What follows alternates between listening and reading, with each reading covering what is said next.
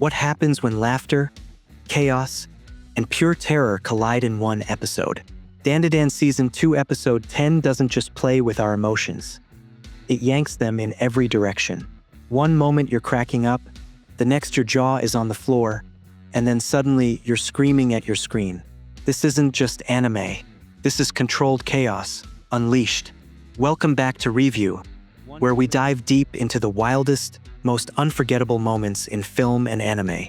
Today, we're breaking down Dandadan Season 2 Episode 10.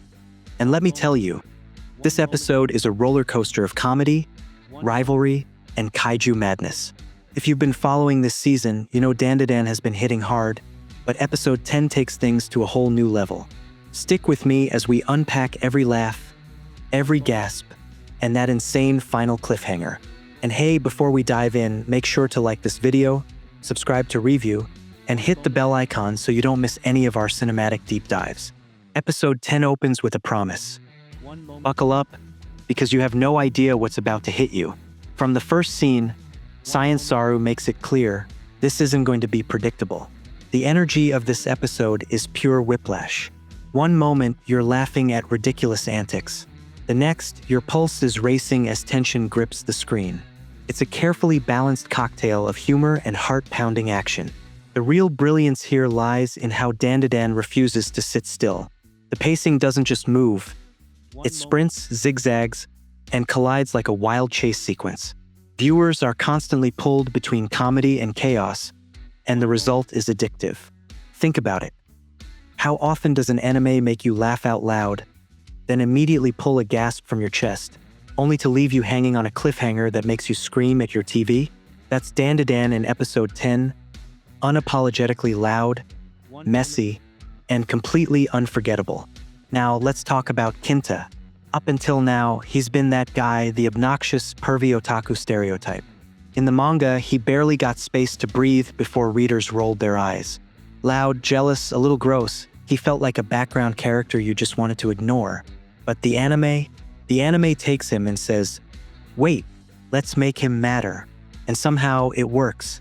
Episode 10 lets Kinta crash into the spotlight in a way that adds surprising layers. Instead of being just comic relief or a nuisance, he becomes a character you might actually care about. His rivalry with Okarun feels sharper, more personal, and yet more entertaining. The tension isn't just annoyance. It's a spark that lights up the episode. By humanizing Kinta, giving him moments where he's more than a stereotype, Saru manages to transform him into someone you want to root for, or at least laugh with. That's no small feat, and in an episode that's already crammed with chaos, Kinta becomes the unpredictable third wheel we didn't know we needed. After the classroom madness, things take a sharp turn. Momo, okarun, and Kinta stumble upon a glowing golden ball. Mysterious, radiant, and ominous. Naturally, curiosity gets the better of them. The moment they touch it, the episode slams the accelerator. They're yanked into what looks like a boundless void, stripped of safety, surrounded by uncertainty. Here, the danger becomes immediate because they're not alone. An invisible enemy lurks in the shadows, and the tension skyrockets. This sequence is a masterclass in pacing. Every step feels heavier, every silence sharper. The audience is left wondering, what's out there, waiting to strike? It's this unpredictability that makes Dandadan so captivating. You never know whether the next beat will make you laugh, shock you, or terrify you. Here's where Dandadan proves it's not like anything else. Even in the middle of high-stakes danger, it finds space for absurd comedy. Take the moment when Momo tells Okarun to hold on to her as they slide down the side of a building. He's in full yokai form, clinging on like his life depends on it, and it's hilarious. You can't help but laugh, even as your brain reminds you, this is still a life-or-death fight. Then there's the slapstick brilliance of Kinta joining the fray.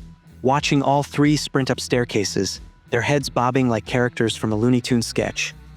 It's ridiculous, it's funny, and it somehow still works.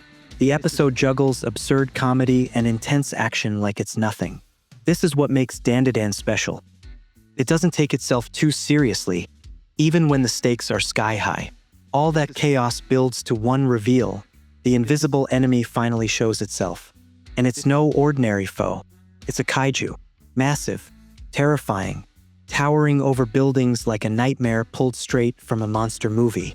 By the end of the episode, it's not just big. It's colossal, scaling up into a full-blown city-level threat. The final shot is chilling.